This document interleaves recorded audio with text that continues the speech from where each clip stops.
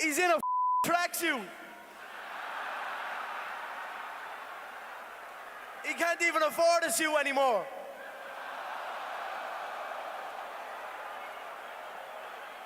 The Rose is at 2012 outside. He is. There's no other way about it. His little legs, his little core, his little head. I'm gonna knock him out inside 4 rounds, mark my words.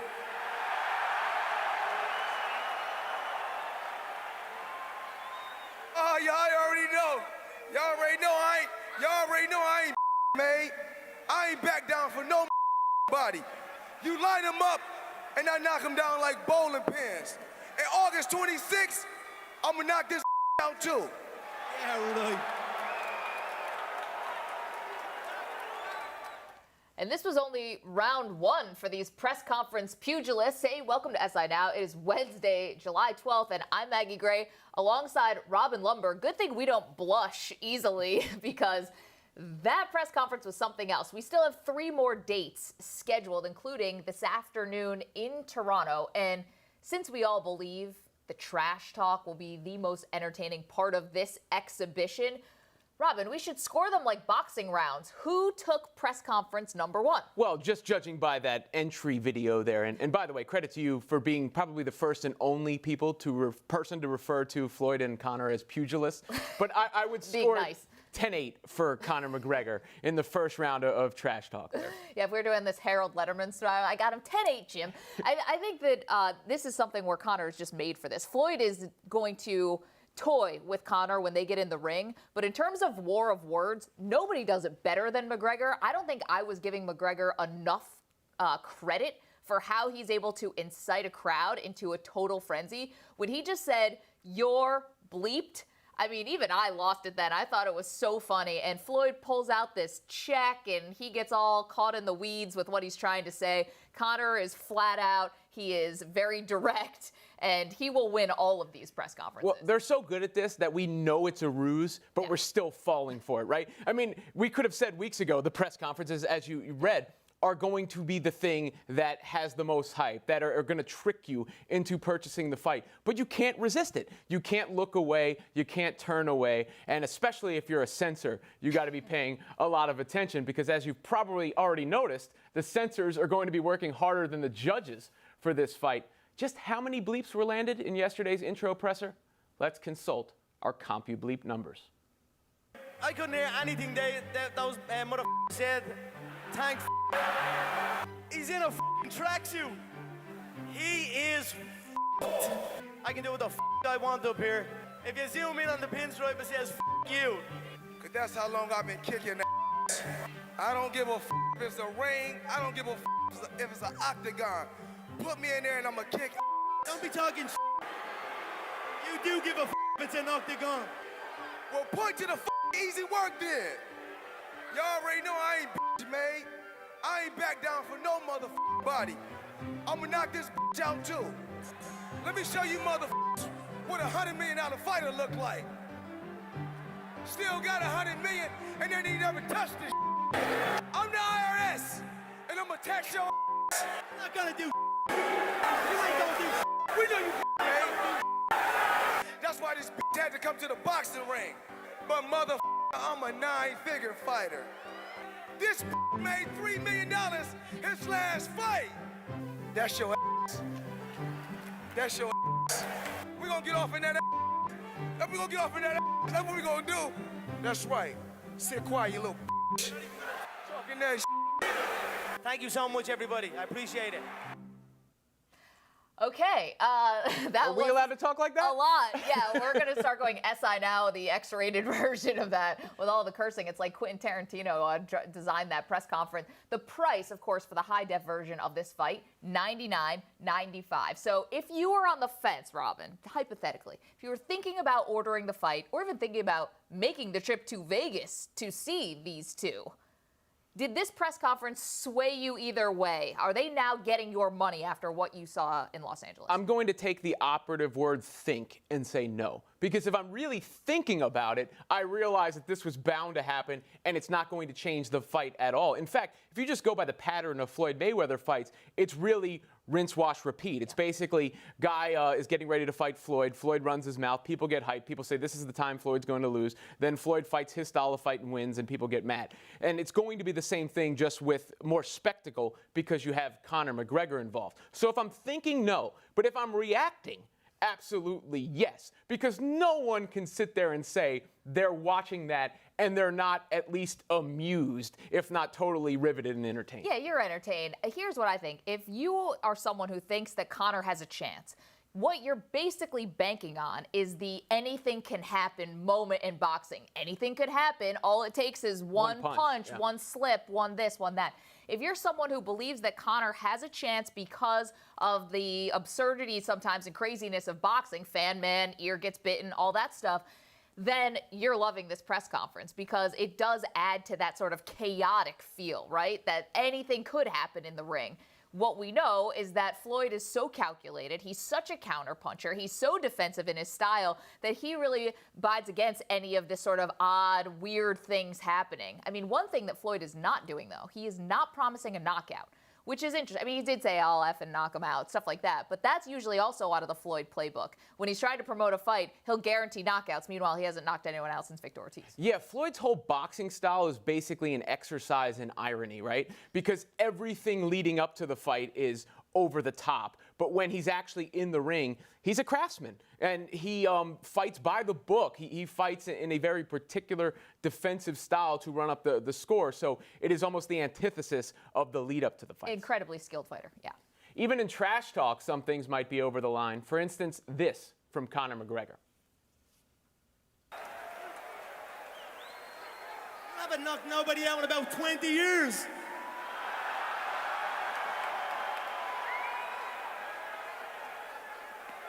Dance for me, boy.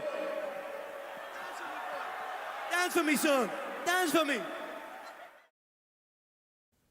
Maggie, could the rhetoric like this take this fight to an ugly place? I hope it doesn't, because I think that if you want to have a very nuanced and delicate conversation about race, I don't think this is the forum to do it. And I don't believe that these two fighters, where they are right now in their careers, which is promoting the bejesus out of this fight, doing it all for a money grab, I really hope that this is also not the forum where we're having a conversation about race and trying to legitimately move things forward, because this is a clown show, this is a sideshow, it's an exhibition. I think it should be kept that way, and I don't think in this time, these two guys are capable of moving a really good conversation even more forward. Just like we know that this fight is probably not going to live up to expectations, I think you're correct. We know that these are not the figures to be the symbolic, people we use to move that conversation forward. However, I think it's unavoidable. That topic is going to come up, and it's going to come up quickly because of that comment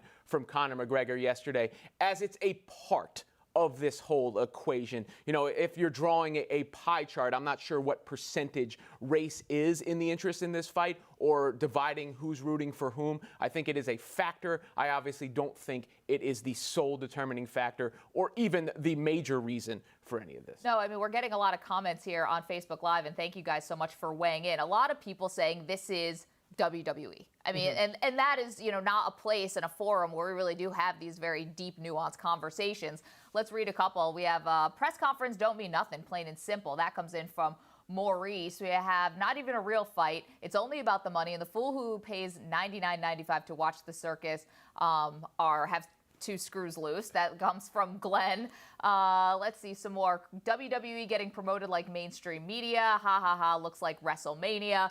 So we like this. We see what you guys are saying. Keep those comments coming. You've heard what Robin and I think about the fight. But what about those in the fight game? Now, we asked boxers, MMA champions, and even a famous ring announcer what they think about Mayweather McGregor. Watch this.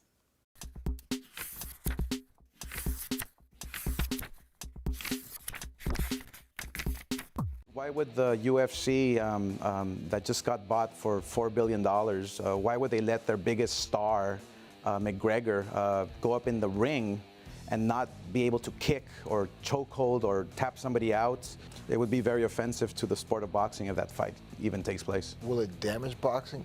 Not necessarily. Not one event could destroy boxing. Will it help? No, not necessarily, because it's looked upon as being a joke, if you will. We want to see, you know, all the back talk. We want to see the craziness. That's what people are going to be buying into. But when it comes to the fight, you know, aspect in general, I believe people kind of already have a assessment of what they believe is going to happen. But like I said, it's the fight game. Anything can happen. If that fight goes more than 30 seconds, it's a black eye to boxing. If it gets out of one round, it embarrasses boxing. I think it will get more than one round. I've seen a video of Conor sparring with like real boxers, and it doesn't look like he would be in the same class with a 40-year-old Mayweather. I don't know if Floyd has ever fought anybody. I know he has never fought anybody as big and as long and rangy as Conor McGregor. So he brings a lot, and he's a very powerful guy, and he's good with distance and timing, and he's not a bad boxer. So there's a lot that comes to the table, and Floyd has been out for a while. So there's a lot of things to get excited about. If you just put them together in boxing and look at what they've done, there's no question Floyd dominates the fight. But you add those other factors, and it really does make it exciting to get excited about. Do you want to see Floyd get into the ring with a mixed martial artist? As a boxer, no. But as a fan of just fighting in general, yes, because I believe Floyd, I would beat him up, then McGregor probably kick him upside the head. So I believe that'd be funny. I think if Conor does fight Mayweather, I'm sure he's going to make the biggest purse in his life, and I don't see him coming back fighting mixed martial arts. Not that he doesn't like to or he's afraid to. I think there'd be no point for him.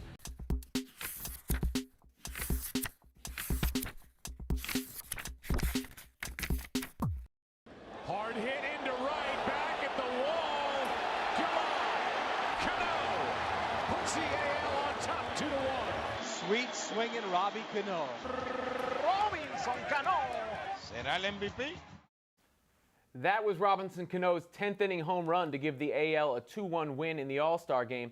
Maggie, one thing I find interesting is how the MLB All-Star game is the closest to a real game, yet it feels like it gets overshadowed by the spectacle of the home run derby. Yeah, I mean, everyone loves the long ball. That's really kind of hard. That's a sort of very different, cool thing of the home run derby I think is hard to compete with. But I have to say, baseball did a great job last night. The All-Star game, finally, again, is just a pure exhibition. Doesn't mean anything. And I think that is so much better for the sport. Some things that I really liked, well, it moved, at least until about the 6th inning, so that's a start, right? Baseball's trying to get faster, make the game shorter. Some great pitching also contributed to that. I thought the on-field interviews were so much better than, say, the mandatory NBA coaches in between quarters interviews that are usually just Certainly so Greg awful. Popovich, Yeah, of course.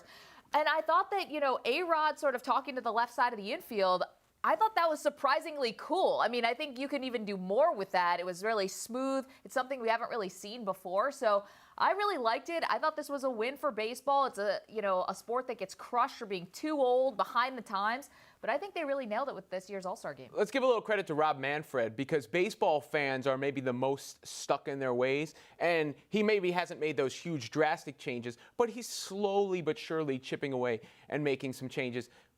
Yeah, you can give him credit. Maybe I will too, but he's going to get a lot of resistance. I mean, the pitchers, who are basically the ones who are going to be targeted by a lot of these rule changes that he eventually wants to put in place, pitch clocks, and, no more, only a few visits to the mound from the catcher, only a few throws over to first, things like that.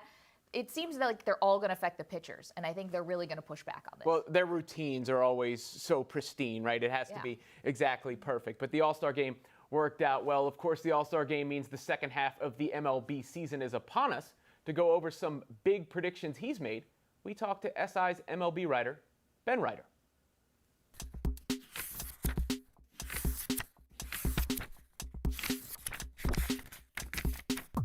The second half of the baseball season is here. Ben Reiter in to talk about it. Aaron Judge seems to have locked up the Rookie of the Year race. But, Ben, what would it take for him to separate himself in the MVP conversation? What more does he have to do? Well, he's at the top of the conversation right now. He can actually slow down a little bit. His pace can fall off, and he can still win the MVP. We obviously saw his power in the home run derby. He's just so much more than power, Maggie. This is a guy who gets on base more than anybody else.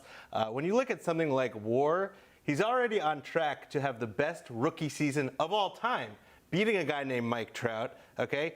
If he continues at this pace, he's on track to have a top 20 season of all time. This is from a rookie who people thought might not even make the big league roster at the beginning of the year. We're looking right now at just an extraordinary season and the MVP unless something really goes wrong.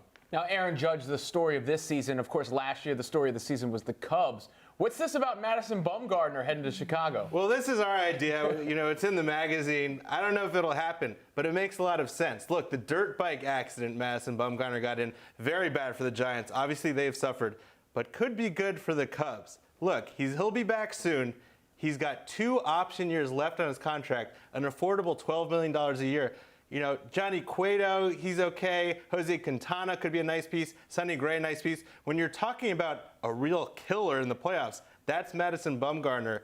Makes a lot of sense for the Cubs, who have 1 starting pitcher with an ERA under 4 right now. Price is going to be steep. You're looking at most of the top prospects the Cubs have left, led by Eloy Jimenez, maybe Ian Happ. But it's something both sides have to consider. And Theo Epstein, as we know, is never afraid of making a splash. Even if he doesn't get dealt to Chicago, do you think Bumgarner's on the move either way? No, I don't think so. I think it's probably a long shot, you know. It makes sense, but he's obviously done so well for that team. He's only 27 years old. Amazing. He's been around for so long, has had so much World Series success, and he does have those 2 option years after this. So they're not in a rush to trade him, but if they get the right price to help them rebuild that organization on the fly, I think they have to consider it. Okay, even if Madison Bumgarner is not on the move, and that would be an unbelievable deal, is there another star you see being dealt? Well, you know, there's about 3 or 4, and they're all on the same team, okay? The Kansas City Royals have kind of come to the end of their championship window. And you look at guys like Mike Moustakas, who's having a career year, Eric Hosmer, Lorenzo Cain, Jason Vargas, who's among the league leaders in wins and ERA. All these guys are going to be free agents at the end of the year. Now, there's a problem for the GM, Dayton Moore, right? Team started off 10-20 this year. Okay, the path's clear. We'll sell. We'll restock. Well, now they're kind of in the middle of the wild card race. So can you really sell off a team that is around 500? I think they have to, okay? I don't think it's worth kind of sacrificing this future, risking another long nuclear winter in Kansas City by not getting pieces back for these expiring contracts. It would be a tough call, probably the toughest call any general manager has to face at the trade deadline, but it's not worth a shot at a 1-game elimination to risk your future in that way. You handed out your midseason awards. You have Chris Sale, Red Sox, of course, and Max Scherzer of the Nationals as the Cy Youngs. Are they going to be facing off in the World Series as well? I think they'll get close, but I don't think either of them will be. Look, baseball is not like the NBA. The playoffs are much more randomizing, right? A lot more crazy stuff can happen when you put baseball into short series like that. But I'm not sure we don't have the Cavaliers and the Warriors in baseball this year, in the form of the Astros and the Dodgers. These 2 teams, especially the Dodgers recently, have emerged as just far and away the best teams in their leagues. As we say, the playoffs can shake things up, but those 2 teams, I mean, it's unusual that we have 2 such clear front runners at midseason as we do right now in baseball. Well, if it's going to be the Cavs and the Warriors, I hope it's a little bit longer of a series and maybe a little bit more entertaining than what we got at least this year. Ben Reiter, both those teams have GMs. That's true. Thanks. Thanks.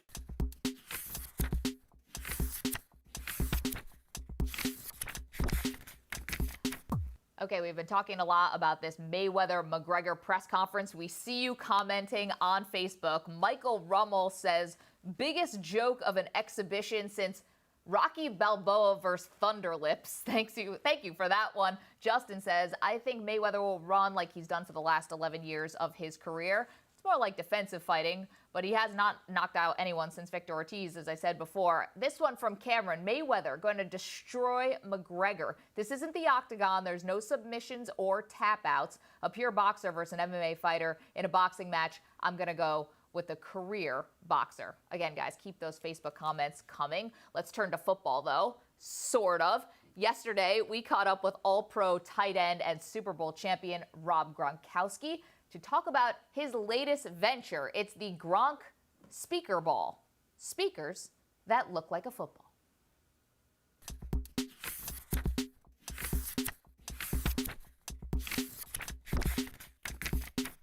I'm not sure if you heard this late breaking news that Britney Spears may be the halftime show at Super Bowl 52. Considering the Patriots are always in the Super Bowl and you'll likely be playing in that Super Bowl, do you give a thumbs up or thumbs down to Britney Spears? I definitely give it a thumbs up. I was a big fan growing up. I remember when I first heard about her, my friend in like first grade told me about her and told me all about her songs and everything. And still to this day, I'm a fan. So definitely give it a thumbs up. Okay, Gronk, I'm just going to go ahead and assume that you are going to watch the Floyd Mayweather Conor McGregor bout at some point. So if you can give me who you think is going to win that bout, and then a follow-up question. What football player would you fight for $100 million? Wow. I think that fight's going to be excellent. I'm super excited for it. It's a little switcheroo. McGregor coming into boxing and having Floyd there. I mean, he's just unbelievable how fast he is. So I'm super excited for the match. I just want to see a great fight. A lot of punches thrown. Just love watching those fights. I mean, much respect to both of the guys for even entering the ring and to do that. But who would I fight? I would fight anyone in the NFL for $100 million in the ring. I would probably, tell you the truth, I would probably fight the heavyweight boxer for $100 million. Why wouldn't I do that? So I would do. That would be my answer. Anyone, and I would even fight a boxer for $100 million. Speaking of money, what was your reaction to all the NBA contracts that got handed out this offseason? It's excellent. It's great for just sports. It's great for the players. It's just great to see that. I mean, they all deserve them. These athletes these days are just taking it to the next level. Rob, you are launching the first ever light up football with speakers built in. Can you spike it? Oh, wow. That's the first question. Wow. It actually is not spikeable for your safety and for those around you. And spiking is made for games. So, no, I actually got the ball. And that's crazy that that's the first question. I knew that was going to come up. And we were just watching out for everyone's safety, for everyone and for everyone around them, because spikes can go anywhere and hurt anything at any time. You might be spiking it if somebody's playing something you don't like. What are you bumping out of your football speaker? We got some Flow Rider. I got the speaker right here in my hand, right? Check it out. Little mini football. You got the stand. You can just put it on right next to your bed. But I got Flow Rider going definitely. My house. I'm in my house right now, so that's always a good jam to have. But we got the lights on it. The LED lights. They all flashy. You can change the different colors, all of them. So it's a super neat ball, super cool, super great for the kids. To have in their room, play around the house, wherever. So it's awesome. That's fantastic. And really looking forward to an appearance on Home Shopping Network if you're going to make one. That is going to be must-see TV. If we saw you at the Big Papi roast, I imagine that the Home Shopping Network appearance is going to be pretty funny. Okay, Gronk, this one's going to... Yeah, go ahead. Well, I'm pretty sure the Home Shopping Network's going to be a little bit more tame than the Papi roast. Okay, this one is going to seem a little offbeat, but we know you're a big guy, got to eat a lot of food, okay? We're asking a lot of athletes if they can rank their top 5 fast food restaurants. Your favorite to your least favorite. I'm going to have to go with, the best. I look at for a little healthiness too, like Qdoba, Chipotle, I'll put that in as number 1. Chick-fil-A, for sure, unbelievable. Back in the Jack in the Box when I was at the University of Arizona, I always hit up that one. They got breakfast all day long. Wendy's, gotta go with Wendy's. Gotta get those chicken sandwiches, double burgers, with that Frosty they got. And number 5, I gotta go with In-N-Out. In-N-Out out there too, out in Arizona. That's a great one too. We love it, Rob. Thank you so much for being with us. Thank you. I appreciate it. Thank you.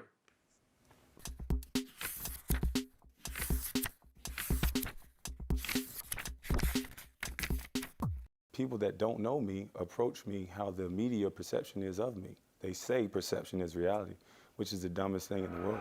With the first pick in the 2001 NBA draft, the Washington Wizards select Kwame Brown from Lynn Academy, Brunswick, Georgia.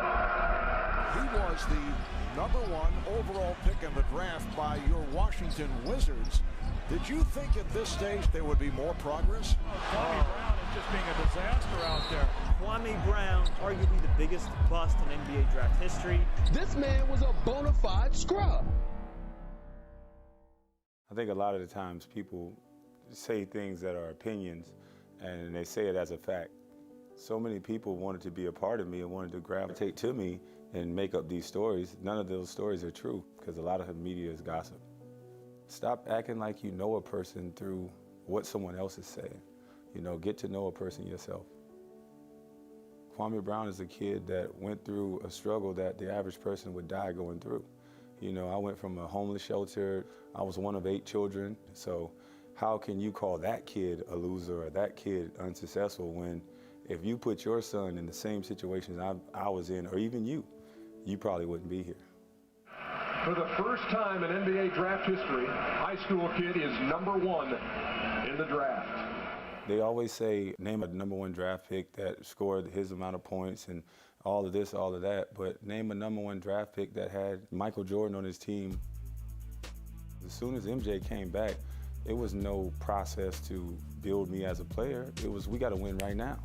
I was in awe, just like everybody else. But there's an old saying, you don't want to meet the person that you idolize. They're never going to live up to what you think they are. He was a great competitor.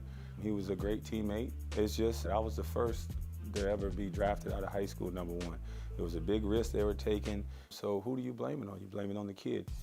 You start talking about his hands. He has small hands. You start talking about this. He can't catch the ball. You start talking about that. He has no game whatsoever, plays no defense. And you forget that there was a process that I went through to get to that point. No one just picked my name out of a bucket and said, hey, you're #1 draft pick. They lined guys up in front of me. I played against guys that they say were going to be #1 or #2. People forget that whole process. But if you go back and do your numbers and you look at when I do play, you know, no one talks about Charlotte. I was averaging double-double in 2 quarters. Tyrese Thomas had 40 million for that one season that he almost had a double-double. I got a 1-year deal. I'm not God, so I don't know how the story ends, but the big 3 means for me another opportunity to compete. Blocked by Brown, recovered by Brown, inside Jason Williams. I was in LA, couldn't dunk a basketball, and this video is rotating on YouTube. Mitch Kupchak called me in the office and said, I need you to play. You know, I come from the inner city of Georgia and from the slums. You're paying me $8 million. They shot me up with cortisone, I played. That summer I had ankle reconstructive surgery and shoulder surgery. But the casual fan don't care about that. They just laugh, he couldn't dunk a basketball. I get it now. I get why so many people are jealous.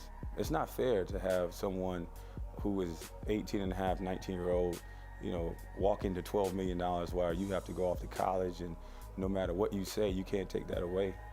When I walk in a room and somebody was a bigger name than me, I have a bit of jealousy as well, but people won't say that. I'm just honest enough to admit it. You know, I'm in the history books. I made history. Robin, really interesting to get the candid thoughts of Kwame Brown. Do you feel any differently about his career after hearing his reflections? I feel a little bit differently connecting it to a person, right? When you hear his individual experiences, because some of that stuff is different. Sure. Michael Jordan, not the easiest teammate to have at that point in his career. And remember, he was also sort of his boss in a way. He's the guy who drafted him. At the same time, Kwame Brown had opportunities with other teams throughout his career. In the end, he's a journeyman, and most #1 picks who become a journeyman are going to have a bust label. Yeah, I think that one thing that really hurt Kwame was not just coming out of high school being the first overall pick, but that conversation, whether you should be able to go straight from high school to the pros, whether you should be even able to be one and done. This is something that's still really hotly debated today. Back then, I mean, in 2001 when he was drafted, I mean, this was like a really raging debate. And I think that he got caught up in that because it was going to be an indictment either way. Like if he struggled, that was an indictment on the system. Because we know some guys have succeeded, LeBron, Kobe, Kevin Garnett, but there are a lot of guys who were not ready to go to the NBA. And it doesn't seem like Kwame Brown was ready. He still needed development. And I think that this conversation about whether players should come from high school and go straight to the pros is even very fractured within the NBA. I think general managers probably like it or can see value, and I think NBA coaches don't, because I don't think they want to teach at that level. Well, we've seen Kobe and LeBron and Kevin Garnett, so it's not like those guys can't have success, but I think you're right in the sense where Kwame was the first at #1. So between that and his teammate being Michael Jordan, his struggles were amplified perhaps more than Anthony Bennett, let's say. I mean, there is another thing to this, though. You can't help but watch that and realize that he's still pretty sour or bitter about the perception that he is a bust and the perception that his career had no value just because of the way that it began. And I understand that, but I hope that he's able to work through that because, I mean, it seems like he's still carrying a lot of this with him, you know, a little of this angst with him. And, you know, I know that things were unfair in Washington perhaps, but he did play for 6 other teams. And I know injuries happen, but, and this is easy for me to say sitting here in a studio, but isn't that part of professional athletics? I get it, but if you play word association with Kwame Brown, bust and all that stuff is going to come up. So he's probably looking at it as most guys who have a decade-long career in the NBA, they shake that label at some point. Right. So instead of just being a bust, okay, he wasn't worthy of a #1 pick, but he still wound up as a viable NBA player. Very interesting. Really like that piece. Well done by Ben and Max on our team. They did a fantastic job. Some breaking news coming from tennis. Wimbledon. Sam Querrey, the American, has beaten Andy Murray, the 2-time Wimbledon champion. It's the first time an American's been in the semifinals on the men's side since 2009. Andy Roddick was the last one who got there. It's an exciting day for the Americans. Andy Murray really got beaten that match as well. Yeah, 6-1, 6-1 in the 4th and the 5th. That almost makes me wonder if he's injured or something because that is an absolute whitewash and pasting. It has been great. Wimbledon has completely taken over, at least our side of the office. We've been watching it nonstop, and this is good. So we have Federer now, and you have Djokovic, who are still alive, and they're both kind of looking for these mini redemption stories. I mean, Federer is the best to ever do it. His success at Wimbledon is unmatched, but he took off the clay court season just to prepare for Wimbledon. So this is a little bit of a comeback. And then Djokovic has had a really difficult season so far. I mean, early exits in both the Australian Open and also in the French, and sort of remade his whole team. Andre Agassi is working with him now. So mini redemption stories. Nadal's already lost, and now Andy Murray's out. You do still have the chance for those headliners, though, as you mentioned. Yeah. And really, ultimately, that's what we always want in any of these tournaments, is the big names, whether it be Floyd Mayweather and Conor McGregor. That's a sham, right? But they're big names and actually masters of what they do, both in tennis with Federer and Listen, Djokovic. you can talk about MMA and boxing. The true gladiator sport is tennis. And I say that without a shred of joking. Robin, thanks so much. It's been a fun That's a show. racket. Thank you so much. Oh, yeah. Boom, ching. We'll see you back here tomorrow, 10:30 a.m. Eastern. That's where you can find us. Stick with SI.com for the latest news and headlines. And, of course, follow us on Twitter. That's our handle right there. You can follow us on Twitter. See you tomorrow.